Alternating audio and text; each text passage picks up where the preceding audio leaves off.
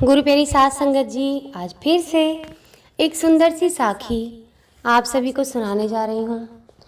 गुरु प्यारी साध संगत जी, आज की जो साखी है वो राधा जी के बारे में है और उनके समर्पण भाव के बारे में है। अक्सर हम लोग भगवान से प्रार्थना करते हैं, लेकिन हमारा पूरे तरीके से समर्पित भाव नहीं होता परमात्मा के लिए। हम जाते हैं उनके पास तो सिर्फ अपने मतलब के लिए, और हमेशा ये सोचते हैं कि हमारा कुछ बुरा ना हो जाए। लेकिन आज की साखी हमें ये सिखाएगी कि हमारा भाव किस तरह का होना चाहिए परमात्मा के लिए। परमात्मा सिर्फ और सिर्फ भाव के भूखे होते हैं। वो सिर्फ और सिर्फ प्यार चाहते हैं, और वो भी कैसा प्यार चाहते हैं? स्वार्थ से रहित निस्वार्थ प्रेम चाहते हैं। तो आइए गुरु प्यारी साध संगत जी, सुनते हैं आज की ये सुंदर सी साखी। एक बार नारद जी ने द्वारकाधीश जी से पूछा, यानी कि श्री कृष्ण भगवान से पूछा कि भगवान, क्या कारण है कि सारे संसार में राधे राधे हो रही है? आपकी महापट रानी रुक्मणी और बाकी की जो रानियां हैं उनको तो ब्रज में कोई याद नहीं करता। ब्रज में तो क्या, इस दुनिया में आपकी और रानियों को कोई याद नहीं करता। अगर प्यार के मामले में याद किया जाए तो सिर्फ आपके साथ राधा जी का नाम जोड़ दिया जाता है। कृष्ण जी ये सुनकर नारद जी के सामने पलंग पर धड़ाम से गिर गए। वो पलंग पर से नीचे गिर गए। घबराए हुए नारद जी ने पूछा, क्या हुआ भगवान? तब श्री कृष्ण भगवान ने कहा, नारद, मेरे सिर में बहुत तेज दर्द हो रहा है, तुम कुछ करो। नारद जी को बहुत अचंभा हुआ। वो बोले कि आप त्रिलोकीनाथ हो, आप ही बताओ मैं क्या कर सकता हूँ।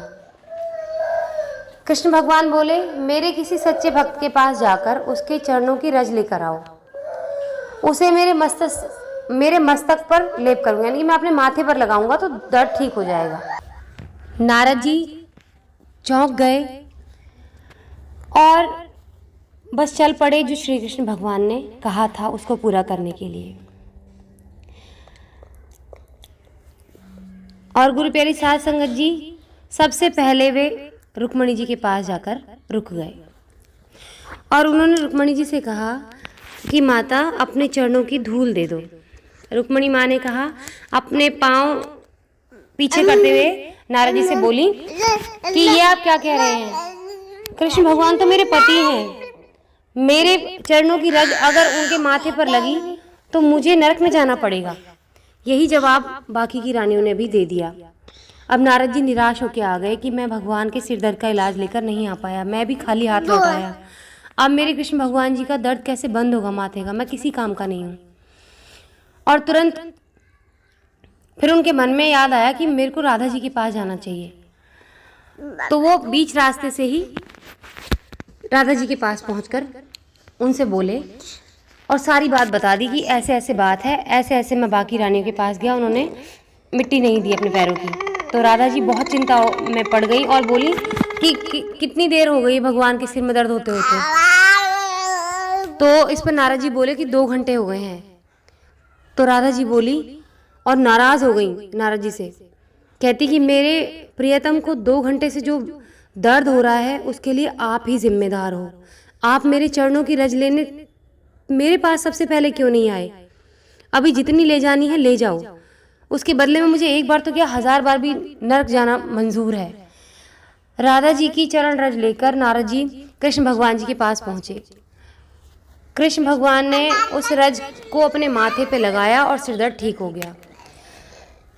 कृष्ण जी ने नारद जी से पूछा, कुछ समझ में आया कि चारों तरफ राधे राधे क्यों हो रही है?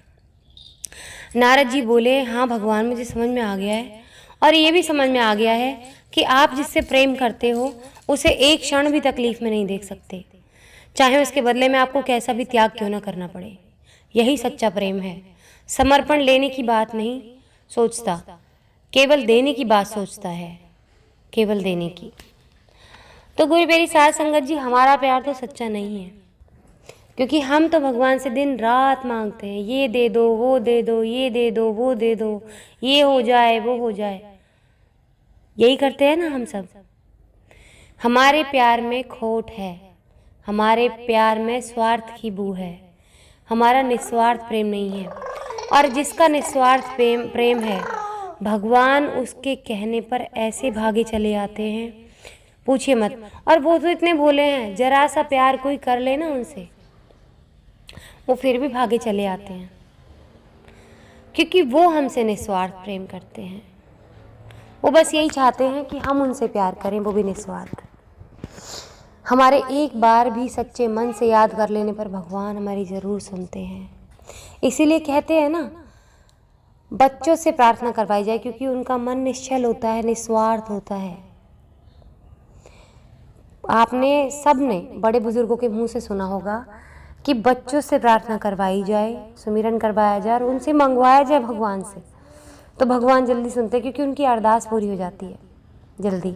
क्यों? क्योंकि वो बच्चे अपने लिए थोड़ी ना मांग रहे होते हैं, और उनको पता ही नहीं होता उनके इस मांगने से क्या होगा, ना उसका फ़ायदा ना उसका नुकसान, बस वो मांग लेते हैं। और परमात्मा जानते हैं कि ये निस्वार्थ भाव है, इसीलिए बच्चों की मांगी हुई दुआओं को वो कबूल भी कर लेते हैं। अगर हम सबका मन उसी बच्चे की तरह हो जाए, वही निश्चल मन हो जाए, शुरू से ही हम अपने मन को बिल्कुल बच्चे की तरह रखें, तो भगवान हमारा साथ कभी नहीं छोड़ते। बच्चे की तरह मतलब जिसके मन में कोई खोट ना हो, कोई चालाकी ना हो, कोई बुराई ना हो और कोई स्वार्थ ना छिपा हो। ऐसा मन अगर हमारा हो जाए ना, भगवान कभी भी हमसे दूर नहीं जाएंगे। आप एक बार आजमा के देखिए, एक बार फिर से अपने मन को वैसे ही बच्चे जैसा कर लीजिए, अपनी प्रार्थना में वैसी ताकत रखिए, वही सच्चाई रखिए अपनी प्रार्थनाओं में, निस्वार्थ भाव। और फिर देखिए, आप हर पल अपने आसपास एक ऐसी ताकत को मौजूद देखेंगे जो आपको हमेशा यकीन करने पे मजबूर कर देगी कि हाँ, भगवान मेरे ही साथ हैं, भगवान मुझे हर पल देख रहे हैं, भगवान मुझे हर पल सुन रहे हैं। इतनी ताकत आ जाती है उस निश्चल मन में कि हमें आसपास जितने भी भगवान के बनाए हुए ऐसे तत्व हैं जो औरों को नहीं दिखते, हमें दिखने भी शुरू हो जाते हैं। वो इतनी ताकत होती है, जो आपको थोड़ा सा अजीब लगेगा, लेकिन जो लोग इस चीज़ को एक्सपीरियंस कर चुके हैं वो चीज़ ज़रूर मानेंगे इस चीज़ को, कि जो भगवान के करीब होते हैं ना, उन लोगों को आसपास जितनी भी ऐसी शक्तियाँ होती हैं जो अभी तक जिनको मुक्ति नहीं मिल पाई है, वो भी आपको दिखने लग जाती हैं। तो इतनी ताकत होती है निस्वार्थ प्रेम में जो भगवान से किया जाए। उस भक्ति में बड़ी शक्ति होती है, आपको भगवान के भी दर्शन होंगे, आप आंखें खुली से भगवान से बात भी कर पाओगे, आपको दर्शन भी देंगे। कई लोगों को इसी जन्म में आंखें खुली आंखों से दर्शन हो जाते हैं। उसके लिए सालों की तपस्या की उनको ज़रूरत नहीं होती है, लेकिन उनका मन बस सिर्फ और सिर्फ उनका मन साफ होता है, और उसी साफ मन की वजह से इसी जीवन में उनको भगवान के दर्शन हो जाते हैं, वो परमात्मा को पा जाते हैं। तो हमें भी अपना मन बिल्कुल साफ रखना है उन्हीं की तरह। आज इसी के साथ इस सुंदर सी साखी को मैं यहीं समाप्त करना चाहूँगी। मिलती हूँ आपसे अपनी अगली वीडियो में नई साखी के साथ। तब तक के लिए खुश रहें, सुमिरन करते रहें, सच्ची सेवा करते रहें।